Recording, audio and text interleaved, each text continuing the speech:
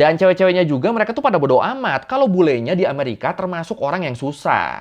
The hashtag Passport Bros had gained more than 470 million views on TikTok. Makanya di mata cowok Amerika, cewek-cewek Asia Tenggara tuh kelihatannya tuh menarik banget. Soalnya ya itu. Kita kan udah beberapa kali yang ngomongin kelakuan orang asing di negara lain. Kayak yang di Filipina, di Vietnam, ya banyak lah. Nah sekarang di Amerika, beberapa tahun terakhir ini tuh ada suatu fenomena yang bisa dibilang cukup unik nih. Fenomena cowok-cowok mudanya pada pergi ke luar negeri buat nyari pacar. Buat nyari jodoh, khususnya ke Asia Tenggara. Fenomena ini disebutnya tuh passport bros. Tapi kenapa ya mereka harus jauh-jauh nyari cewek di luar? Apa alasannya dan gimana cara mereka ngegait cewek-cewek lokalnya? Tapi sebelum kita lanjut, biar kita nggak kalah menarik dan nggak kalah bening dari bule-bule passport bros ini, gua mau ngenalin ke kalian salah satu produk yang paling ampuh bantu gua ngilangin beruntusan atau jerawat. Nih, ini nih, namanya G2G Peeling Solution. Ini sambil gue jelasin, sambil gue pakai dia Glade to Glow Peeling Solution-nya ya. Jadi cara pakainya tuh kayak gini. Ini kita keluarin dulu. Nah, ini tinggal ditetesin nih. 1, 2, 3. Nah, kalau udah terus kita ratain ini semuka-muka pokoknya. Kita ratain biar kena semua. Terus nanti diemin selama 60 detik. Nah biasanya kan kalau kita pakai produk peeling serum tuh kan pas dipakai tuh kan suka kerasa cekak-cekit gitu ya di wajah ya. Nah tapi kalau kita pakai G2G Peeling Solution, ini tuh nggak ada gitu-gitunya tuh. Apa itu cekak-cekit? Nah terus selain itu produk ini juga tuh mengandung kombinasi HA, BHA, dan PHA. 3 jenis asam hidroksi yang punya khasiat buat ngangkat sel kulit mati, ngecilin pori-pori, bikin kulit jadi lembut, jadi lembab, dan pastinya makin cerah. Dan kalau mungkin lo khawatir sama jenis kulit lo, tenang. Produk peeling serum ini tuh aman banget buat semua jenis kulit. Nah ini udah 60 detik nih, saatnya kita bilas pakai air bersih. Bentar ya.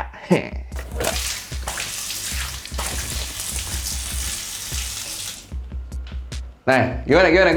Lebih glowing gak muka gue? Ya, buat perbandingan lebih jelasnya, gue kasih lihat di before after pemakaian produknya kali ya. Tuh kan, kelihatan kulit gue langsung lebih cerah kan? By the way, ini makanya seminggu cukup 2-3 kali aja ya. Bisa pagi, bisa malam ya, terserah lah. Dan kalau kita makainya pagi hari, jangan lupa buat dikombinasiin sama sunscreen setelahnya. Oh iya, produk ini pastinya udah teruji aman nih dari Bepom nih. Nah, kalau pemakaian lu udah sesuai nih, kalau pemakaian lu udah rutin, dijamin wajah lu bakal glowing dalam 14 hari. Langsung kelihatan tuh perbedaannya tuh. Cepet banget ya 14 hari doang ya. Mantap. Dan gilanya buat skincare semantap ini tuh harganya tuh murah loh. Cuma 40 ribuan. Jadi ya tunggu apa lagi? Pakai G2G Peeling Solution sekarang juga biar muka makin glowing. Ya kalau udah glowing gini kan siap bersaing cari jodoh sama bule-bule passport bros nih kita nih. Ya udah kalau gitu, ayo langsung kita bahas fenomena passport bros, gelombang pria Amerika yang nyari jodoh di Asia, di Learning by Googling. Oke, sebelum kita bahas lebih jauh, gue mau jelasin dulu nih tentang apa itu passport bros. Sebenarnya definisinya tuh apa sih? Jadi kalau menurut di official passport bros disebut, passport bros tuh adalah istilah buat nyebut cowok-cowok dari barat, khususnya dari Amerika Serikat, yang pergi ke negara lain buat nyari pacar. Atau bahkan nyari jodoh. Jodoh yang sesuai sama tipe mereka dengan manfaatin paspor Amerika yang kuat. Yang bikin mereka bisa pergi ke negara manapun. Dan negara-negara yang jadi tujuan favorit passport bros tuh biasanya tuh negara-negara Amerika Selatan, Eropa Timur, sama Asia. Khususnya Asia Tenggara. Dan alasan kenapa mereka nyari jodohnya keluar, ya soalnya di negara mereka sendiri, mereka tuh jomblo. Kalau menurut studinya Pew Research Center di tahun 2022 disebut, dari semua laki-laki muda di Amerika yang berusia antara 18 sampai 29 tahun, sebanyak 63%-nya adalah single, adalah jomblo. Padahal di kalangan perempuan di rentang usia yang sama, itu cuma 34%-nya doang loh yang single loh. Jadi ya dari sini kelihatan nih kalau jumlah laki-laki yang jomblo di Amerika itu hampir 2 kali lipat lebih banyak daripada perempuannya. Dan angka laki-laki single ini, angka laki-laki jomblo ini meningkat sebanyak 3 kali lipat dalam 10 tahun terakhir. Gila juga ya naiknya ya. Emang kenapa cowok jomblonya bisa banyak? Nah ini kalau dari yang pernah kita bahas di video ini, kalau di Cina tuh kan cowok-cowok di sana tuh pada jomblo soalnya populasi ceweknya kan jauh lebih sedikit ya. Yang ngebikin stok cewek yang ada tuh jadi rebutan. Nah kalau di Amerika, jumlah antara cewek sama cowoknya tuh nggak beda jauh loh. Yang berarti alasannya tuh bukan karena ceweknya sedikit. Nah gue nggak tahu ini pernah lewat di sosmed lu apa enggak. Tapi gue tuh sempat beberapa kali ngeliat konten-konten dan komentar-komentar di mana cewek sama cowok Amerika mereka tuh pada saling serang. Pada nganggap kalau lawan jenis masing-masing itu tuh nggak guna dan nggak layak buat dijadiin pasangan. Waduh. Dan sejauh yang gue tangkap sih, pertengkaran mereka tuh sejalan sama alasan kenapa banyak banget cowok Amerika yang jomblo dan lebih milih jadi pasport bro. Itu yang sepenglihatan gue tuh. They're becoming very antagonized towards each other, especially on social media. Like they'll say that all women are bad or all women are going downhill. There's no good women in America. They'll say these general statements like this. And I think those kind of narratives can just further divide people. Dan kalau menurut Time, alasan kenapa banyak cowok muda Amerika yang jomblo itu tuh karena ada perbedaan visi antara cowok-cowoknya sama cewek-ceweknya. Yang bikin cewek-ceweknya jadi nggak mau sama mereka. Jadi disebut cewek-cewek muda di Amerika tuh mereka tuh cenderung lebih liberal dan terbuka dengan pemikiran-pemikiran modern. Termasuk di sini feminisme yang dianggap buruk sama kalangan cowoknya. Sementara di sisi lain yang cowok mereka tuh cenderung lebih konservatif dan pengen mempertahankan peran-peran tradisional. Kalau menurut Eddie Hernandez, dating coach dan lifestyle consultant di San Francisco, dia bilang dalam banyak kasus para pasport bros tuh ngaku kalau mereka emang sengaja nyari cewek non barat karena udah frustrasi. Makanya cowok-cowok ini mereka tuh sering nyalahin feminisme dan standar gak masuk akal dari cewek Amerika sebagai alasan buat nyari pasangan di luar negeri. Agak kasihan ya. Oh iya, ini gue jelasin dulu dia dikit ya. Ini emang feminisme yang dimaksud tuh yang kayak gimana sih? Kok bisa-bisanya sampai bikin cowok-cowoknya jadi males sama cewek-ceweknya? Nah, jadi kan sekarang kan cewek-cewek, perempuan, khususnya di Amerika, mereka tuh kan banyak ya yang udah pada kerja dan nyari uang sendiri. Ya karena semua serba mahal, jadinya perempuan di sana mereka tuh berharap bisa ngebantu keuangan keluarganya dengan cara kerja. Biar hidup keluarganya, suaminya, anak-anaknya itu jadi nggak susah. Nah, tapi karena mereka udah kerja, mereka jadi minta ke suaminya buat bagi-bagi tugas ngurus rumah dan ngurus anak. Karena bakal terlalu berat nih kalau semuanya mereka yang ngerjain nih. Bakal capek banget kalau kerjaan rumah tangga yang ngerjainnya cuma si cewek. Padahal mereka juga kan udah kerja di luar kan. Iya, jadi cewek-cewek di sana tuh mereka tuh pada mikirnya, ayo dong, bantu ngurus rumah, bantu ngurus anak. Gua kan udah bantu nyari duit juga nih. sementara yang cowoknya mereka mikirnya, Gua nggak pernah minta lu kerja. Yang penting rumah lu urusin aja itu udah cukup tuh. Cari duit mah urusan gua. Ngapa lu malah ikut-ikutan? atau yang lebih parah lagi nih, banyak juga yang mikir, Lah, lu nyari duit juga kan buat diri lu sendiri sama anak lu, bukan buat gua. Jadi ya udah sewajarnya lu kerja. Tapi tetap urusan rumah dan anak itu tuh tugas lu, bukan tugas gua. Tugas gua cuma nyari duit doang. intinya ya yang cewek pengen kerja dan pengen tugas rumah dibagi-bagi, tapi yang cowok mereka pengen yang penting tugas rumah tuh cewek yang ngerjain. Mau ceweknya ikut kerja atau enggak itu nggak masalah, yang penting si cewek ngurus urusan rumah tangga.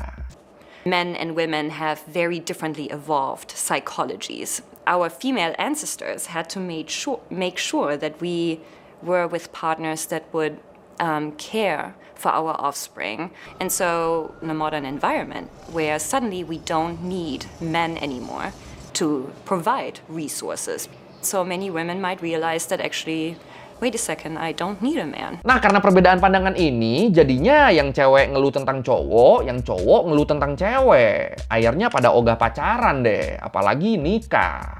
Pada nggak mau tuh mereka tuh. Akhirnya yang cewek mereka lebih milih ngejalin hubungan sama pria yang lebih tua, yang lebih mapan secara finansial. Sementara cowoknya yang pada ditinggal ngejomblo, mereka akhirnya pada nyari jodoh keluar deh, pada jadi pasport bros deh.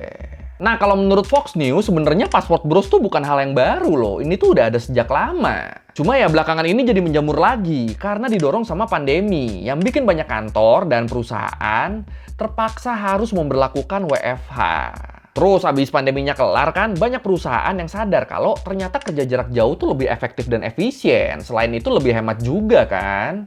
Makanya banyak yang ngelanjutin tuh akhirnya tuh WFH-nya tuh. Disebut di tahun 2023, sebanyak 12,7% pekerja Amerika full WFH. Sementara 28,2% lainnya hybrid, kadang di rumah, kadang di kantor kerjanya. Dan buat pekerja di bidang teknologi, ini angkanya lebih tinggi lagi nih. 85%-nya hybrid, 48%-nya full WFH. Nah, karena mereka jadi pada bisa kerja jarak jauh kan, bisa kerja dari mana aja, akhirnya hal ini ngebikin fenomena Passport Bros jadi meledak lagi pasca pandemi. Soalnya mereka kerjanya jadi nggak harus ngantor kan, yang bikin mereka bisa bebas jalan-jalan terus, yang bikin mereka bisa nyari jodoh di negara lain. The term trended on TikTok and Instagram as borders reopened and international travel resumed post-COVID-19. By November 2023, the hashtag #PassportBros had gained more than 470 million views on TikTok. Kalau menurut Dr. James Abraham, pakar pendidikan dan penelitian landasan biologi konseptual, dia bilang, karena capek sama cewek-cewek Amerika yang feminis dan banyak mau, cowok-cowok jomblo Amerika mereka tuh jadi pada pergi ke wilayah lain dengan harapan bisa ketemu cewek yang lebih konservatif dan tradisional.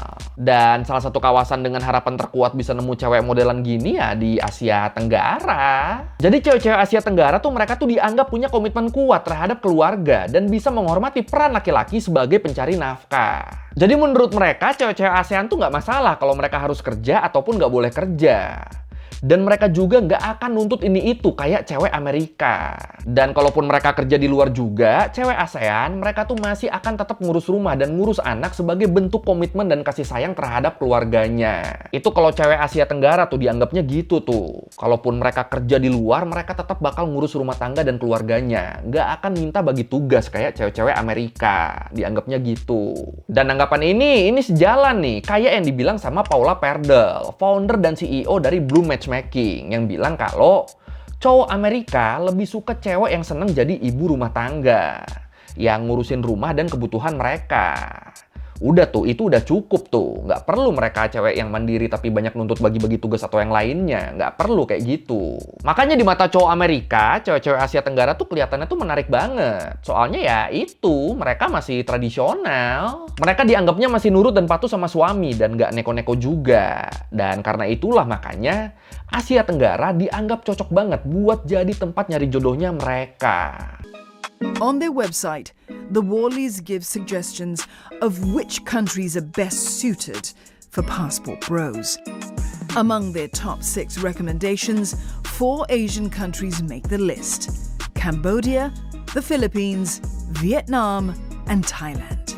Terus kalau menurut Austin Abeita, influencer Passport Bro yang cukup terkenal, di interviewnya sama Business Insider, dia bilang, alasan lain kenapa dia nyari jodoh di Asia Tenggara, soalnya harga-harga di Asia Tenggara tuh pada murah-murah. Menurut dia dengan penghasilan dia yang sekarang, kalau dia jadi Passport Bro, itu tuh dia tuh bisa jalan-jalan terus dan bisa foya-foya kapanpun dia mau. Terus dia juga bisa beliin ceweknya ini itu tanpa si cewek harus pusing nyari duit. Apapun yang ceweknya mau, kemanapun ceweknya pengen pergi, itu pasti diturutin. Karena ya apa-apa di sini murah kok. Nah kalau di Amerika itu nggak akan mungkin bisa tuh kayak gitu tuh. Menurut dia kalau di Amerika, kalau pengen punya gaya hidup kayak yang dia jalanin di Asia Tenggara, itu gajinya harus 4 kali lipat lebih besar. Karena ya di Amerika emang semuanya tuh serba mahal. Nggak usah beliin ceweknya ini itu deh. Buat menuhin kebutuhan sehari-hari aja tuh gajinya kan pas-pasan. Makanya kalau di Amerika nggak usah income cuma dari suami. Keluarga dengan double income dari suami dan istri aja itu belum tentu cukup loh. Makanya menurut Austin Abeita, hidup di Asia Tenggara itu tuh lebih menjanjikan. Ya gimana nggak menjanjikan? Dengan penghasilan yang sama kayak di Amerika, istrinya nggak harus kerja loh. Dan si suaminya juga nggak diminta buat ngurusin rumah tangga. Terus hidup juga lebih enak karena beli ini itu segala macam, foya-foya terus itu nggak ada masalah. Nah dengan perbandingan yang sejauh itu, jelas cowok-cowok Amerika lebih milih buat nyari cewek Asia Tenggara dong daripada ngejar-ngejar cewek dari kampung halamannya sendiri. Belum lagi image bule Amerika di Asia tuh kan tinggi banget kan. Mereka tuh dianggapnya kaya raya, makanya mereka tuh nggak susah buat gonta-ganti cewek. Dan cewek-ceweknya juga mereka tuh pada bodo amat kalau bulenya di Amerika termasuk orang yang susah. Itu mereka nggak mikirin tuh. Yang penting di negara mereka di Asia Tenggara, si bule adalah cowok idaman yang kaya raya. Dan karena itulah makanya jadi makin banyak deh cowok-cowok Amerika yang manfaatin paspor mereka buat nyari jodoh di Asia. Ini jatuhnya privilege bule nih. Here's why you should leave America and go straight to Philippines. First off is rent. $300 a month is plenty This is Austin Abeta. On social media, he's built a following as a passport bro influencer. Tapi walaupun buat sebagian orang hal ini dianggap wajar dan nggak ngerugiin siapapun, tapi ternyata banyak juga loh yang ngekritik fenomena passport bros ini. Kalau menurut Levelman, banyak orang yang nganggap kalau apa yang dilakukan sama para passport bros ini adalah hal yang eksploitatif, di mana mereka sama aja kayak sebatas wisata kenakalan. Nyari cewek lokal buat dimanfaatin doang, dibayar pakai duit atau gaya hidup foya-foya. Nah nanti kalau mereka udah bosan di suatu negara, mereka tinggal pindah tuh ke negara lain tuh, nyari cewek lokal lain. Udah gitu aja terus. Terus kalau menurut Jangki, banyak kritikus yang bilang kalau para passport bros ini tuh mereka tuh bukan nyari pasangan, tapi lebih ke nyari budak. Nyari budak yang selalu nurut asalkan dikasih duit. Ya siapapun kalau nggak ada duitnya ya nggak ada yang mau kan. Makanya cewek Amerika kan nggak ada yang mau sama mereka. Soalnya ya di Amerika mereka termasuk yang pas-pasan. Termasuk yang nggak ada duit. Maunya dilayanin terus. Oh ya terus sempat juga ada satu passport bro yang bilang kalau cewek-cewek di negara lain, terutama di Asia Tenggara, itu pada gampangan. Dan jelas, statement ini bikin passport bro jadi makin dikecam nih. Bahkan di Jepang tuh sampai ada istilah lain yang dipakai buat nyebut passport bros. Di sana tuh disebutnya tuh LBH, singkatan dari loser back home. Yang kalau ditranslate tuh berarti artinya tuh pecundang di kampung halaman.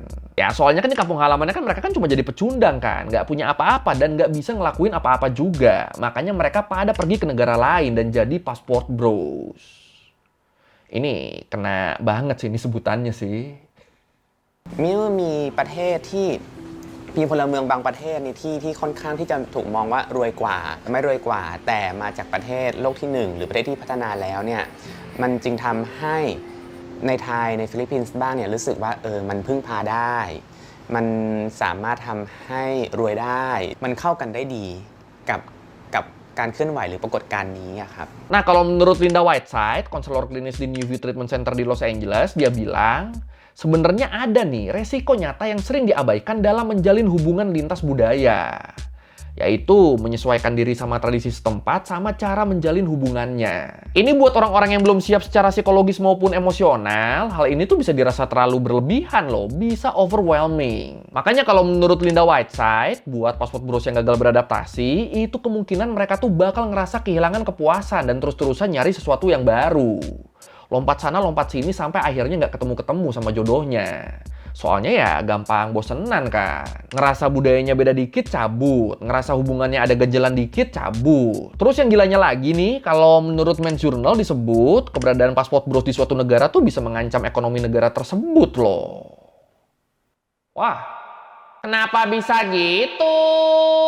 Karena dengan makin banyaknya passport bros yang menetap di negara-negara yang serba murah dan mereka selalu ngamburin uang, itu nantinya bisa-bisa harga-harga di negara itu jadi pada naik karena uang yang beredar jadi kebanyakan yang akhirnya jadi inflasi. Bahaya juga nih ya. Ya sebenarnya kalau tujuannya beneran nyari jodoh mungkin ini nggak terlalu masalah ya. Tapi kan kenyataannya kan banyak juga nih passport bros yang cuma sekedar mainin cewek doang yang bikin mereka akhirnya jadi dikecam sana-sini. Tapi kalau menurut lu gimana nih? Apakah passport bros ini boleh-boleh aja nyari jodoh di negara lain termasuk di negara kita? Atau sebaiknya jangan karena mereka mungkin cuma ngerusak? Yang mana nih? Silakan komen. Dating is always two adults consenting to be in a relationship together. It's never perfect. It's going to get messy. But I think, for me, I 100% think every guy should experience it. Every woman should experience it. Dating into different cultures. Oke, sekian dari minggu kali ini tentang fenomena passport bros. Fenomena cowok-cowok jomblo Amerika yang pada nyari cewek di negara-negara lain. Terutama di Asia Tenggara. Ya, kalau lu merevisi kayak gue udah salah, atau lu mau nanya, atau lu mau nonton video, bisa tulis di komen, kita diskusi biasa. Sekali lagi, thank you nonton, jangan lupa like, comment, subscribe. Bye!